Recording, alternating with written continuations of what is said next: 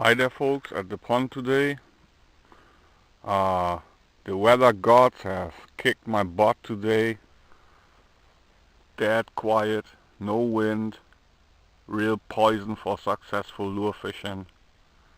So I thought I would show my big fish gear, my big lure bag for big lures and the rod I'm using. Let's start with the rod. It's a 1.85 m one piece jerk bait rod or glide bait rod, 185 centimeters, which is 6 feet 2 inches, casting weight 100 grams,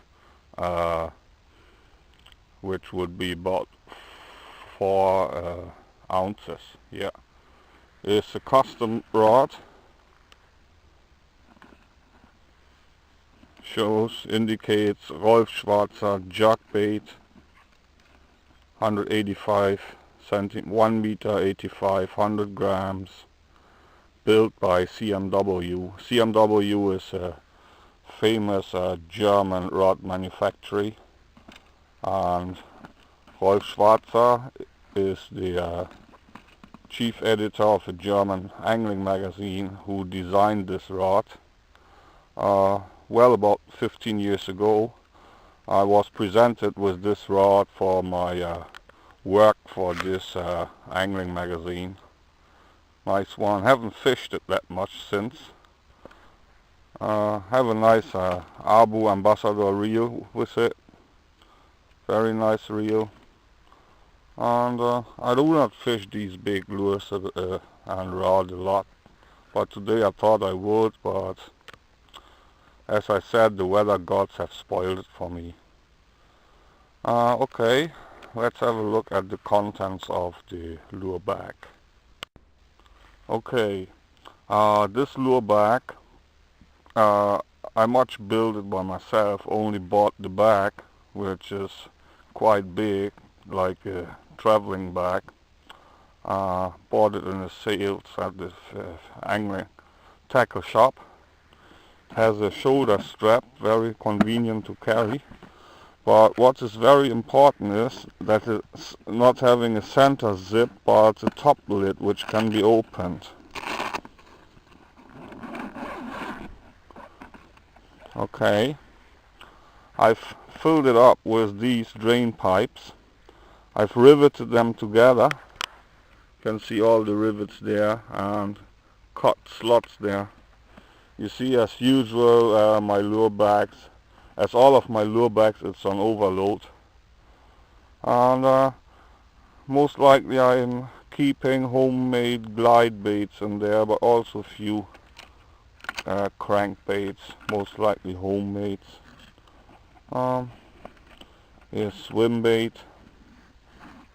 For instance, this is a lure designed by myself and built by myself. I haven't fished these a lot. Most likely I fish smaller lures, but I just thought with my small lures I'm only catching small pike, so I thought I should try bigger ones, but really today they are really reluctant to strike.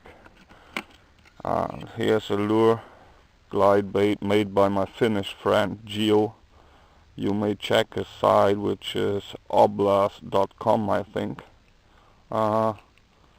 Pike design, very nice lure. Here's another one made by myself. Real weird lure. It's a glide bait, sinking glider.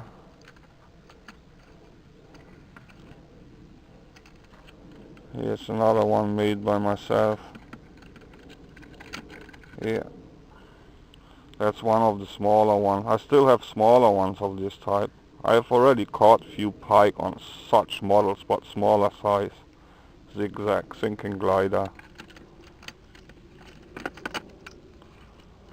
Yeah, that's the problem. Too many lures, too few space. See, these are all big glide baits. Another one from my Finnish friend Gio.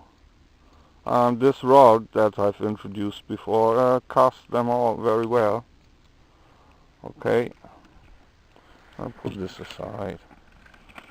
For instance, here's a tallywhacker top water lure made by myself. Very noisy thing. It's still wet, I've tried it, but I can't stand anything up today. Not possible. What else have I got here? Here's a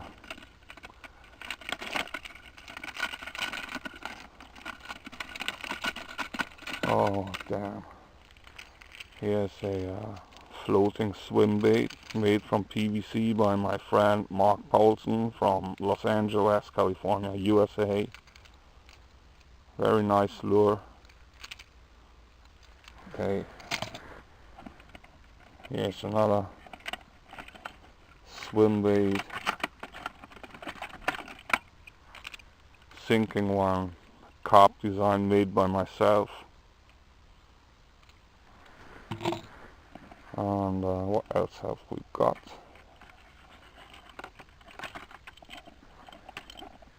A simple diving diver.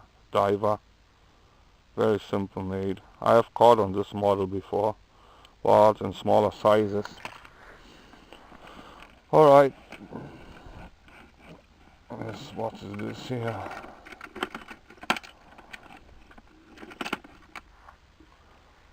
That's a glide bait made by my Belgian friend Divani. I got all these lures through lure swaps through the years. What's that? Here's another, oops, sorry, I'm hooked. So another lure in the pike design made by myself. They're all real big and heavy lures, glide baits, but I couldn't steer nothing up today. And what have I got here?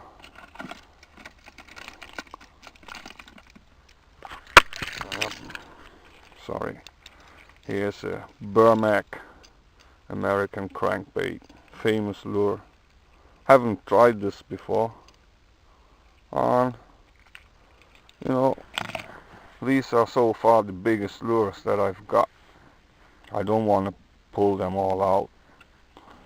Here's another commercial one. German, by the German company Balsa. Perch, shallow diver. They have them in deep diving version as well. What else?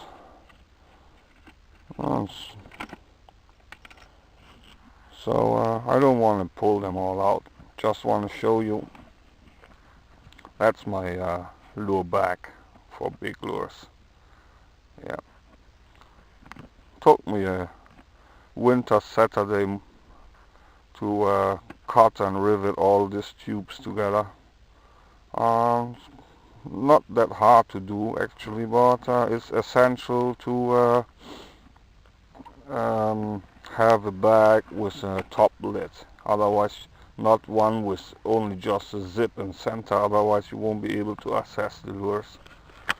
Alright, and gonna put the lures back now and show you the contents of the side pouch. I'll be back.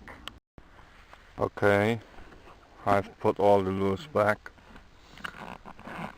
Alright, side pouch, here's some forceps, pliers, and here I have all swivels, what someone needs to mend the setup. Okay, and some steel, flexible steel leaders if I want to fish crankbaits. Otherwise I'm using rigid wire leaders, and I thought I would also pack some big spoons in case I want to fish deeper than the glide baits can run. These are about the biggest spoons that I have.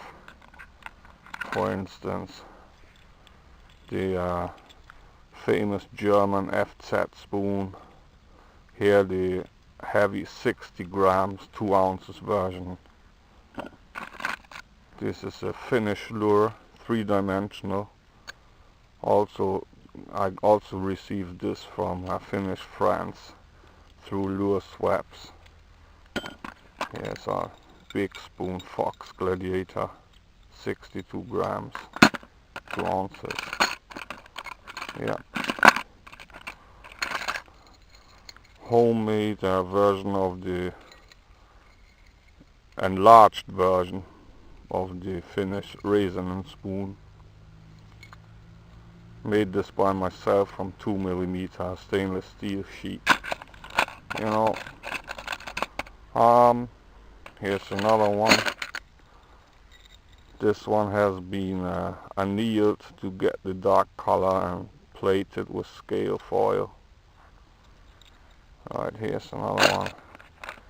Here's one of the spoon blanks from my other spoon video.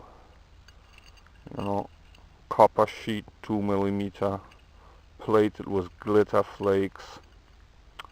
Yeah, actually you would clean the spoon, polish it, polish the rear side, roughen this one up with a wire brush or coarse sandpaper, then apply epoxy and sprinkle the glitter flakes onto it, and repeat 1 time for full coverage, and then epoxy for 2 or 3 times more. So the whole thing is quite rigid, won't come off easily unless you permanently knock that spoon on rocky bottoms.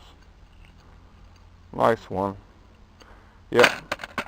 So here's some red eye spoon, musky, from the USA.